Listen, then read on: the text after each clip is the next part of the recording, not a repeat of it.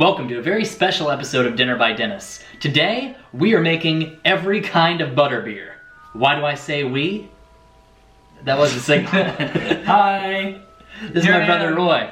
We're quarantining together. We got the ingredients right here for the regular butterbeer. We have powdered sugar, a little bit of salt, heavy whipping cream for the topping, butterscotch, cream soda, vanilla extract, salted butter, and this is for later. Let's get to it. Let's do it. That's a fantastic angle. All right, first things first, we're gonna get a cup of heavy whipping cream, and now, I'm gonna beat it like it owes me money. So we wanna do this kind of fast, because if you ever made like whipping cream before, you know you beat the air into the whipping cream, right? To make it all thick. We want it to still be a little bit liquidy, because if you beat it completely thick, then it'll kind of float on top of the soft drink portion. So we're just gonna beat it until it gets like a little bit denser. We want it to still remain a liquid. I usually don't measure these things, but Roy's watching and believes in me. So I'm gonna measure out the sugar I put in here. As it overflows over the side. So that was about a cup of powdered sugar. And you can use like probably white sugar or brown sugar, but I think powdered sugar will just dissolve more easily in a colder liquid. Gonna add about half a teaspoon of vanilla extract. I'm just gonna add a tiny bit of salt, like not even enough to measure. All right, Roy, you wanna do me a favor? I do, because I've just been standing here the entire Stick your finger in here, taste it. That doesn't seem very hygienic. You washed your hands, didn't you? I did. That is pretty good. What do you think? Anything else? I'm thinking we could add a tiny bit of butterscotch. I think that's a good idea. Oh, just realized. I'm just kind of creeping back here. Which side do you want? I don't know. That side? Back and That forth. side works. But I just have to squat. So we're gonna take some butterscotch and add it to our butter. And basically just gonna melt this butterscotch in the butter. Real quick, while you're doing that, I'm just gonna pan down here so you can see the beautiful squat situation right now that he's doing. Well, that's just a crotch shot right to there. make this happen. This is what I'm doing right here. Just got a glass measuring cup, some butterscotch, some butter. And then it only takes like 20 seconds to melt the butter and like 25 for it to explode. So I'm gonna stop it at 26. So this is what it looks like now. Can you see that? Probably. Is that going in here? It's going right in here. That would hurt so bad. Yeah, probably. So basically now I'm just gonna pour our glasses of cream soda. Okay. We're gonna add this a little bit at a time so it'll kind of combine well with the cream soda. Okay. And then we're gonna add that on top. That sounds pretty easy. So just add like a little bit, like up to the bottom of the handle, because then we're gonna start spooning this in. So I'm just mixing this up to try and mix the butter with the butterscotch. Is there like a specific ratio that you're gonna go with here? Like 1 cup of this or 1/2 cup of this to 1 tablespoon of that mixture? Or are you just gonna do it to taste?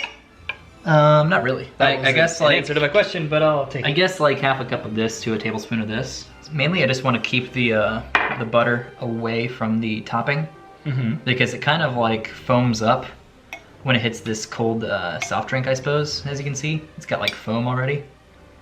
But that's not the foam we want. We want this foam. That's good. I'll add a little bit more of this, and then you fill it to the top, and then we add our foam. Ooh, it's really interesting to see the density there, that it doesn't necessarily sink down. It bobs a little bit, but then it stays more towards the top.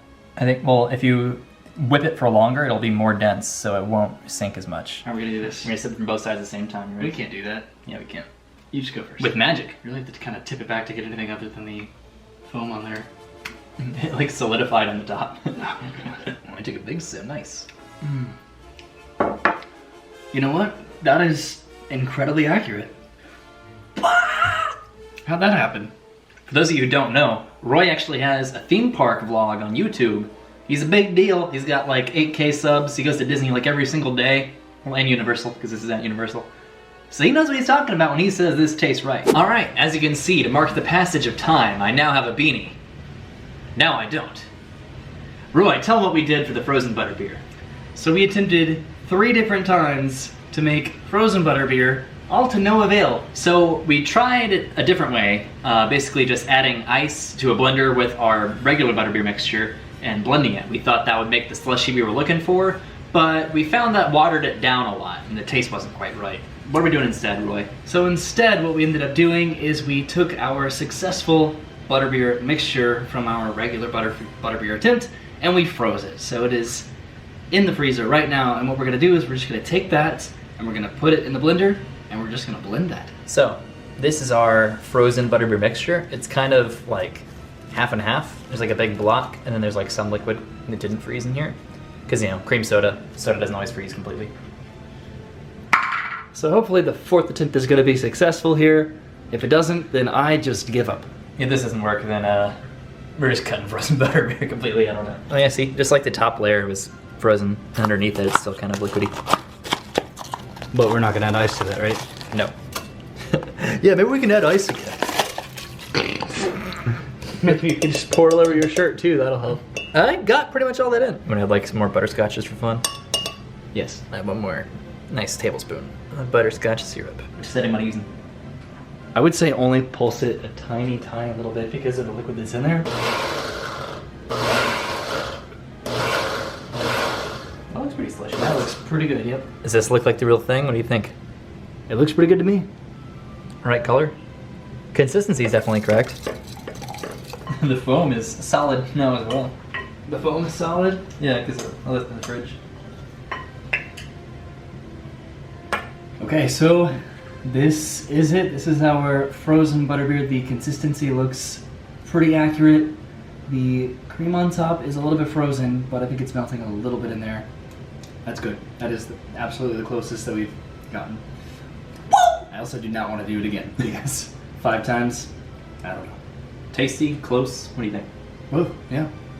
Very accurate. I appreciate the consistency, like without a doubt, and the lack of the watered down taste that I think kind of plagued the last few attempts. And a great thing we discovered is you still can use the regular butterbeer, like exactly as it was, just put it in the freezer. Yeah. And now it's frozen butterbeer. Mm-hmm. As the name would imply. All right, now last is hot butterbeer. I did some experimenting earlier with butterbeer, and I found what I think is a decent recipe.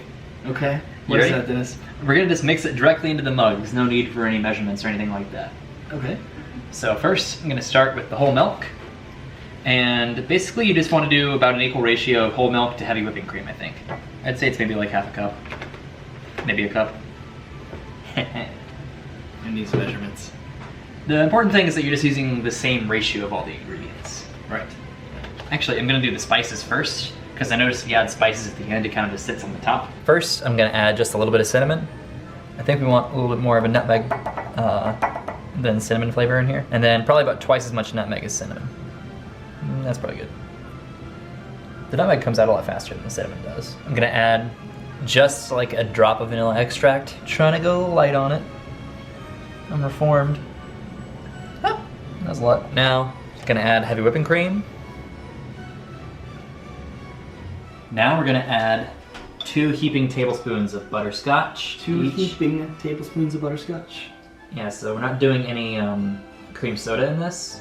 So the butterscotch is gonna be like kind of all of our butterbeer flavor. And then add some brown sugar.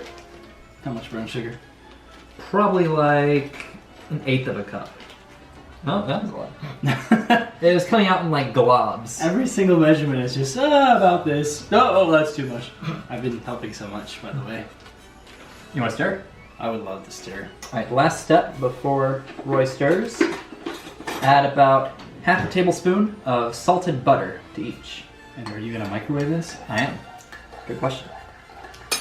I figure that's just the fastest, easiest way to heat it up. All right, so now put them into the microwave.